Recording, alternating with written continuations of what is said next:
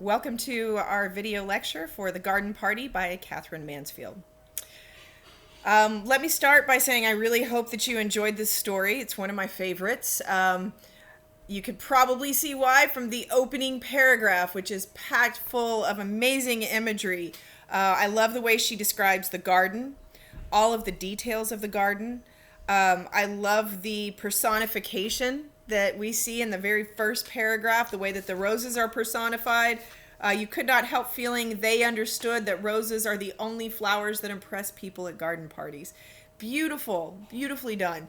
I want to start by talking also about the plot diagram, like we talked about with shooting an elephant. So we get the exposition within the first page, and let's talk about some of the things that we find out in the exposition in The Garden Party.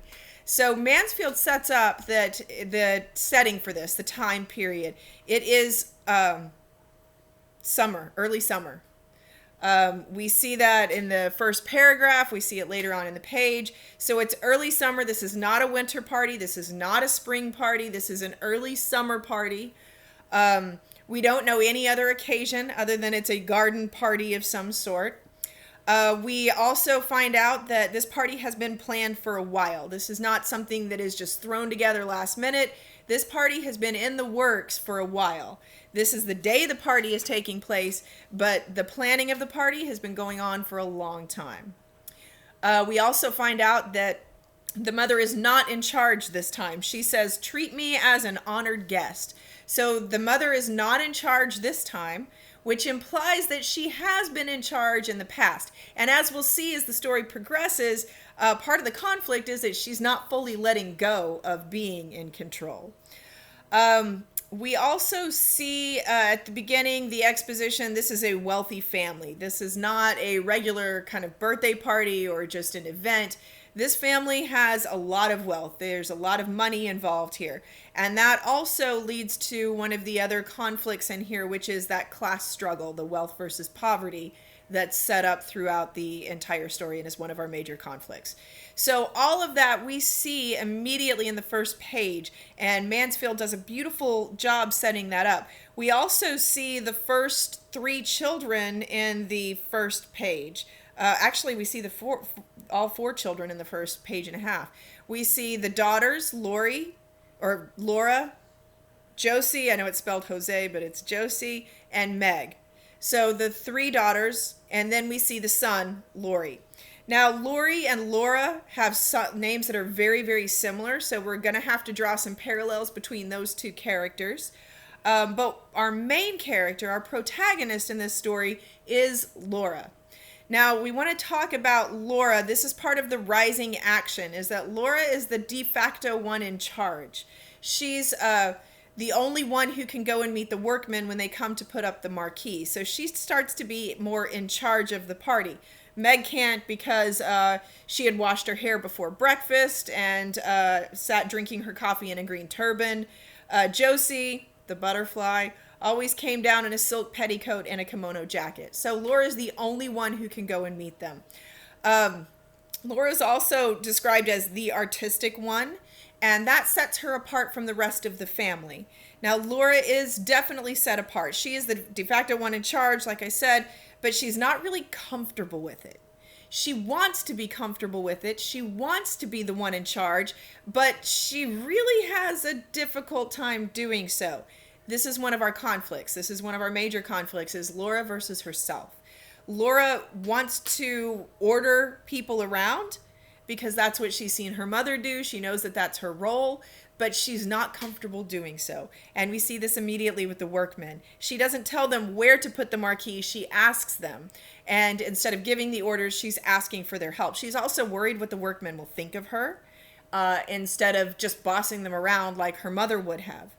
And later on, as we find out that Josie would have, because Josie loved giving orders, not like Laura. So Laura actually likes the workmen as people, as human beings. She even wants them as friends. She says at one point, why couldn't she have workmen for her friends rather than the silly boys she danced with and who came to Sunday night supper? She would get on much better with men like these. So Laura, despite her wealth and her being a member of the higher class, she identifies more with the workmen and she likes them more. She finds them nicer than the other people she's around. So that's one of our conflicts here, is how is Laura going to deal with her own class, her own struggle of fitting in with her family and with her class structure. Another conflict we see is with Mrs. Sheridan, the mother.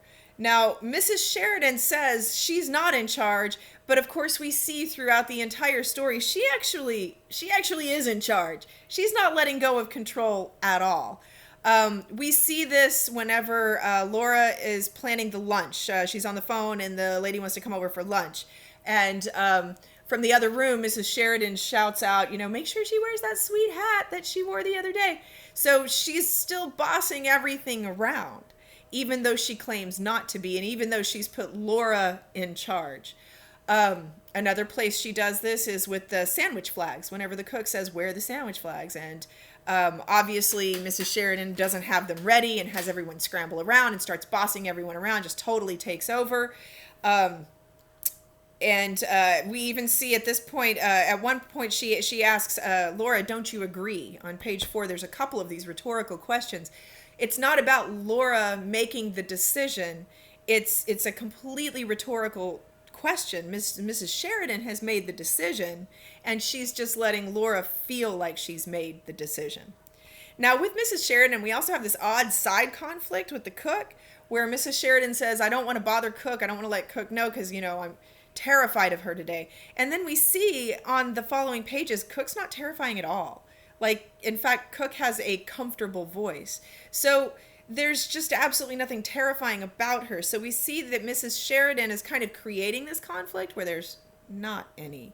So that tells us a bit about Mrs. Sheridan also. So she's keeping control, and in that control that she's keeping control of Laura. So it's not just about controlling the party, it's about controlling Laura. Now, why does she want to control Laura? Laura's her daughter. She wants Laura to grow up, but at the same time, she keeps doing things to keep Laura in this position of innocence. And that's where we see a lot of conflict within Laura also. Now we get then to the news of the horrible accident, which then comes to, should we cancel the party? And that's the main conflict in the story for Laura or one of the early main conflicts is, should we cancel the party? And it's a good question that Mansfield doesn't answer for us, because should they cancel it? On one hand, yeah, Laura's got a point, right? This is really insensitive for them to carry on having this party when just down the road, someone has died in a horrible accident. This family has lost their husband, their father, and they're mourning, and they're going to be hearing the sounds of the band playing and all the people having a great time up at the big house. It's really insensitive, right? So they should cancel the party, right? But then again, isn't it a little condescending to cancel the party? They didn't know this guy at all. So they're not mourning him. And if they put everything on hold, then it's almost like they're being condescending toward the people who live down the lane, because they didn't even know him. How often do we put our lives or our plans on hold because a tragedy befalls someone we don't even know? So really, what is the right answer? And Mansfield doesn't give us a clear answer for that. So we have to examine for ourselves. So that's one of the conflicts in here, is the actual class conflict. And we'll talk about that more in part 2.